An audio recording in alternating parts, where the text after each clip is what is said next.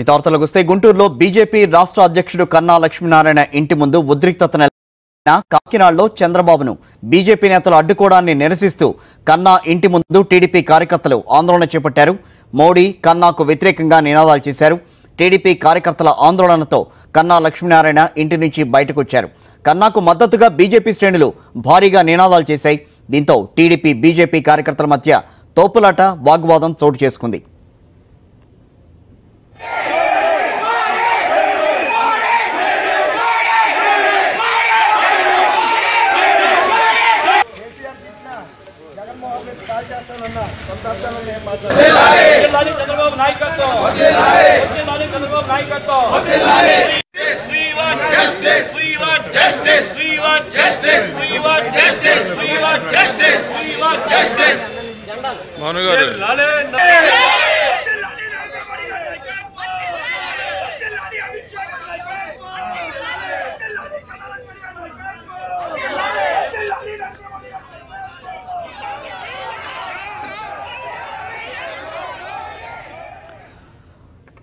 మనం చూస్తున్నాం గుంటూరులో బీజేపీ రాష్ట్ర అధ్యక్షుడు కన్నా లక్ష్మీనారాయణ ఇంటి ముందు ఉద్రిక్త వాతావరణం నెలకొంది. నిన్న కాకినాడలో చంద్రబాబును బీజేపీ నేతలు అడ్డుకోవటాన్ని నిరసిస్తూ కన్నా ఇంటి ముందు టీడీపీ కార్యకర్తలు ఆందోళన చేపట్టారు. అయితే అటు మోడీ కన్నాకు వ్యతిరేకంగా వారంతా నినాదాలు చేశారు.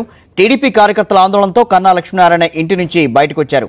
అయితే అటు కన్నాకు మద్దతుగా బీజేపీ శ్రేణులు కూడా అక్కడ భారీగా నినాదాలు చేశారు. కొంత ఉద్రిక్త వాతావరణం నెలకొంది. తోపులాట చోటు చేసుకుంది. పూర్తి సమాచారాన్ని మా కరెస్పాండెంట్ రవీందర్ అందిస్తారు. రవీందర్, చెప్పండి, ఇప్పుడు అక్కడ పరిస్థితి ఏంటి? ప్రస్తుతం ఇంకా ఉద్రిక్తత కొనసాగుతుంది. పోలీసులు భారీగా మోహరించారు. అయితే ఇటు టీడీపీ కార్యకర్తలు అటు బీజేపీ కార్యకర్తలు ఇరు వర్గాలు కూడా మోహరించిన నేపథ్యంలో ఏ క్షణంలో ఏం జరుగుతుందన్న ఒక ఆందోళన అయితే ఇప్పటివరకు ఇక్కడ కన్నా లక్ష్మీనారాయణ నివాసం దగ్గర చోటు చేసుకున్న పరిస్థితి.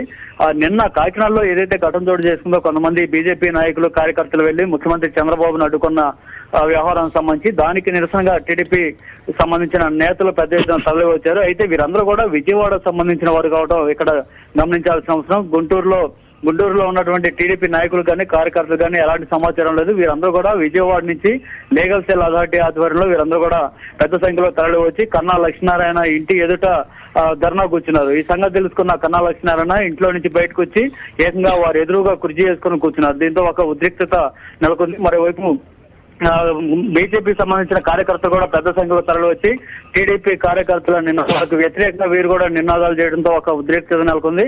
ఈ నేపథ్యంలోనే పోలీసులు కూడా రంగప్రవేశం చేసి ఇరు వర్గాలని తరిమికొట్టే ప్రయత్నం చేశారు. అయితే ఆ సమయంలో పోలీసుల వైఖరి చాలా తీవ్రంగా విమర్శలకు గురైంది. ఎందుకంటే కొన్నటువంటి బీజేపీ కార్యకర్తలను తరలించే ప్రయత్నం చేశారు కానీ తమ ఇంటి ఎదుట ధర్నా చేస్తూ నినాదాలు చేస్తూ ఇంటి మీదకి దాడి చేసేందుకు దూసుకొచ్చేందుకు ప్రయత్నం చేసినటువంటి టీడీపీ కార్యకర్తలు మాత్రం అక్కడి నుంచి పంపించే ప్రయత్నం చేయకపోవడంపై వీరంతా కూడా ఆగ్రహం వ్యక్తం చేశారు. దీంతో ఒక దశలో బీజేపీ కార్యకర్తలే పూర్తిగా రంగప్రవేశం చేసి అక్కడ ఉన్నటువంటి టీడీపీ కార్యకర్తలు అందరినీ కూడా తరిమి కొట్టిన పరిస్థితి. దీంతో ఇక్కడ ఒక ఉద్రిక్త వాతావరణం నెలకొంది. పోలీసులు కూడా ఏమీ చేయలేక చూస్తూ ఉండిపోయిన పరిస్థితి నెలకొంది. ప్రస్తుతానికైతే ఇరు వర్గాలను కూడా తరిమి కొట్టినప్పటికీ రెండు వైపులు కూడా వారు ఇంకా మోహరించే ఉన్నారు. సో పోలీసులు కూడా పెద్ద సంఖ్యలో ఇక్కడ తరలి వచ్చారు. ఇప్పుడే కన్నా లక్ష్మీనారాయణ కూడా మీడియాతో మాట్లాడారు. గతంలో అనేక మార్లు ఇలాంటి ఘటనలు చోటు చేసుకున్నాయి. రాష్ట్రంలో 3 చోట్ల తనపై దాడి చేసేందుకు టీడీపీ నాయకులు కార్యకర్తలు ప్రయత్నాలు చేశారని చెప్పారు. అట్లాగే ఆ పార్టీకి సంబంధించిన జాతీయ అధ్యక్షుడు అమిత్ షా వచ్చినప్పుడు కూడా తిరుపతి దగ్గర అలిపిరిలో ఆయన ప్రయాణిస్తున్న కారు మీద దాడి చేసిన సంఘటన కూడా ఆయన గుర్తు చేశారు. అట్లాగే అటు జనసేన అధినేత పవన్ కళ్యాణ్ కానీ ప్రతిపక్ష నేత జగన్మోహన్ రెడ్డిని విశాఖపట్నంలో హత్యాయత్నం చేయటం అంశాలను కూడా ఆయన ప్రస్తావిస్తూ వీటన్నిటి మీద హోంశాఖ కేంద్ర హోంశాఖకు నేను ఫిర్యాదు చేయబోతున్నాను. అట్లాగే రాష్ట్రంలో జరుగుతున్న శాంతి భద్రతల మీద గవర్నర్ సమీక్ష జరపాలనేది కూడా మేము డిమాండ్ చేయబోతున్నాం. త్వరలోనే గవర్నర్ కూడా కలవబోతున్నట్టు కన్నా లక్ష్మీనారాయణ చెప్పారు. కిషోర్, రవీందర్.